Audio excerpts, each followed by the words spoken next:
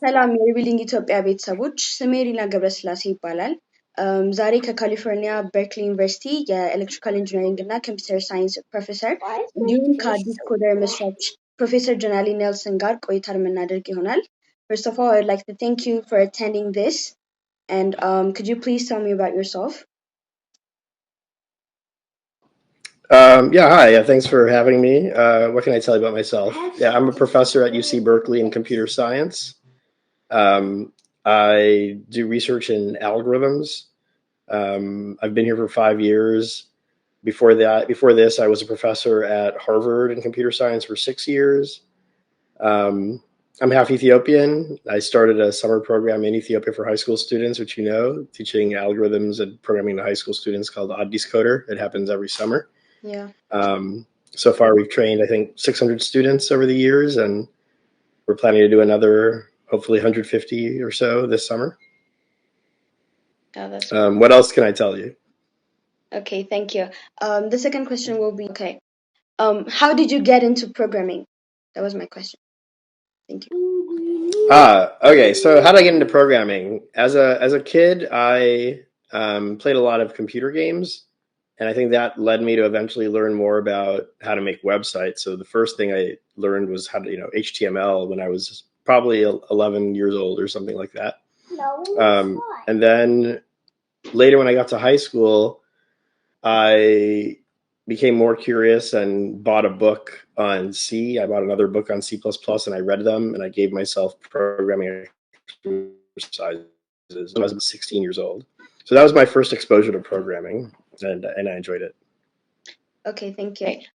What challenges have you passed through when you get into coding, into programming, and establishing this at this quarter?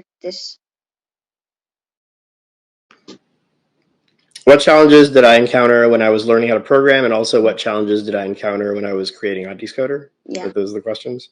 Yeah. So like 2 questions. So I guess when I was learning intro computer science, I guess one challenge was, this was mid 90s, like 1995. The internet was still fairly new.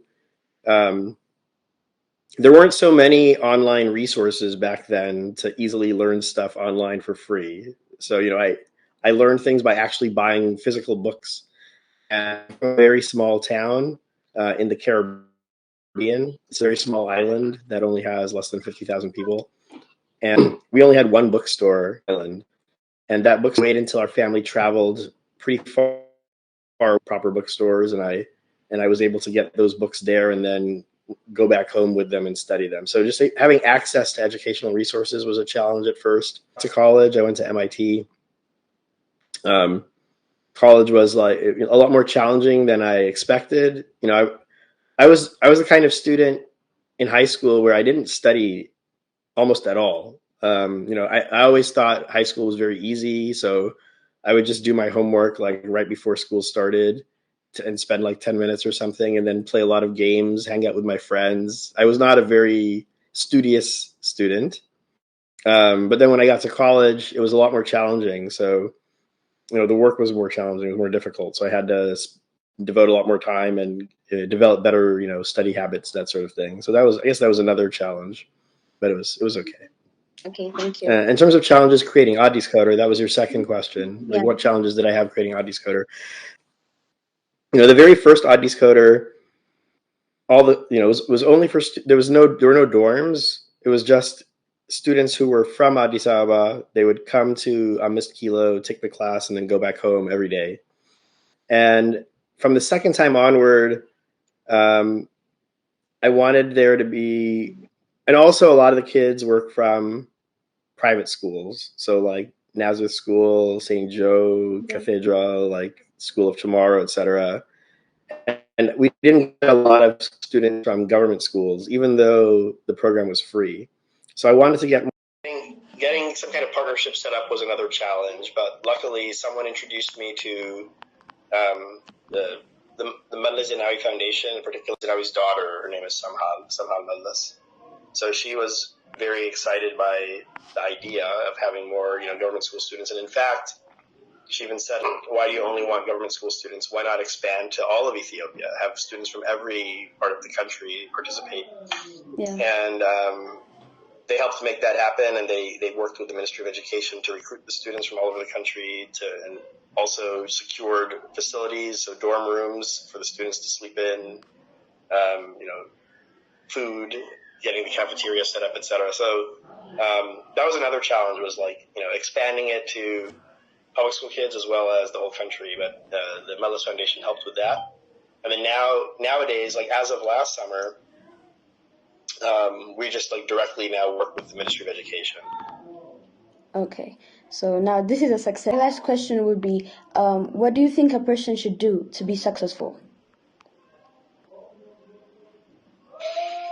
What should a person do to be successful? I mean, maybe a question for you. When you say successful, what is your definition of success, I guess? My definition of success will be, being able to fulfill all my needs and to be able to provide for myself and, fulfill my dreams and stuff.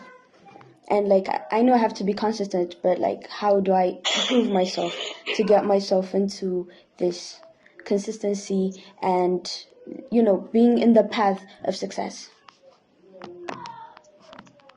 And when you say fulfill your dreams, I guess when you say provide for yourself, I guess you mean financially, maybe? Yeah. And when you say fulfill your dreams, I guess it depends, what are your dreams? Basically, I do not want to major, I don't have that much interest in programming, but I would like to major in medicine. But in general, what do you think a person should do to become just successful? I mean, some points or some major things that a person should do to become a successful person. Yeah, I guess maybe my own views on this are I never really sought out becoming educationally successful or financially successful. I mean, I guess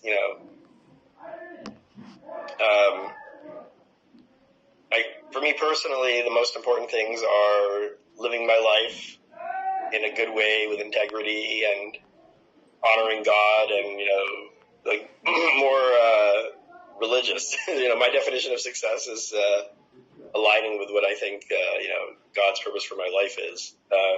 It just so happens that I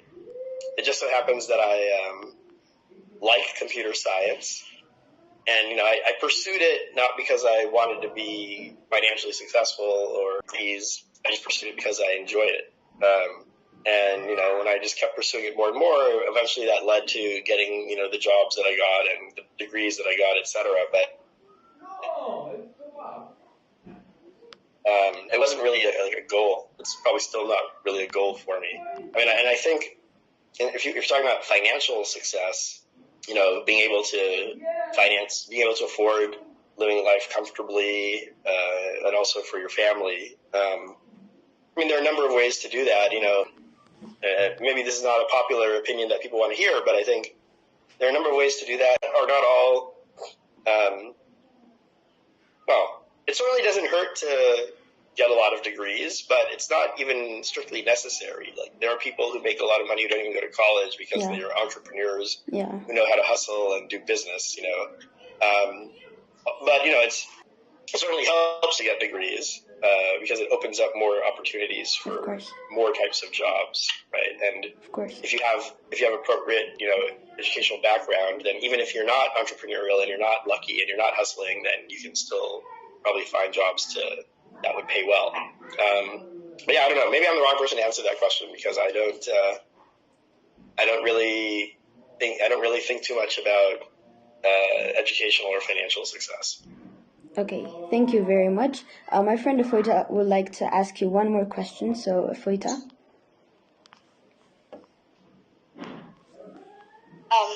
Okay, so from your previous answers, I can see that you have put a lot of efforts on your passion, which is programming, though you didn't have that much resources on that age. So now I want you to tell us, this generation, how can we find our passion? And if we did find our passion, what should we do to pursue it? Yeah, maybe just try a lot of things. I mean, I guess for me, I knew I liked mathematics. For me, lucky, and I found what I liked very early.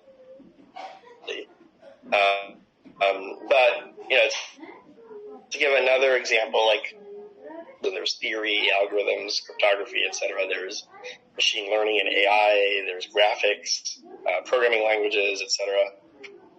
So, I didn't know right away which part of computer science I like the most. So I just tried engaging in different kinds of research projects outside of class, internships, things like that, until I found a kind of a sub area that I enjoyed. So I think, just extending that beyond computer science, if you don't know what field you like, just try lots of different things, expose yourself to different things, watch videos on YouTube, go to different websites and read whatever you can read, and try to find, what you think is interesting. And the other question was, once you identify your passion, how do you go forward? And I think you should, just kind of sort of take control of your own destiny. Don't just wait. Let's say you've decided that you want to major in computer science and you're in 11th grade. So don't just wait until college starts and then learn what you learn in your classes in college. Take matters into your own hands. And there's so many resources for free available online: YouTube videos, online courses, Coursera, OpenCourseWare, edX, etc. That there's no reason you can't just go online and start learning on your own, right? I mean, maybe you won't get the degree from that, but you'll at least get the knowledge, which I think is more important. And then by the time you start college,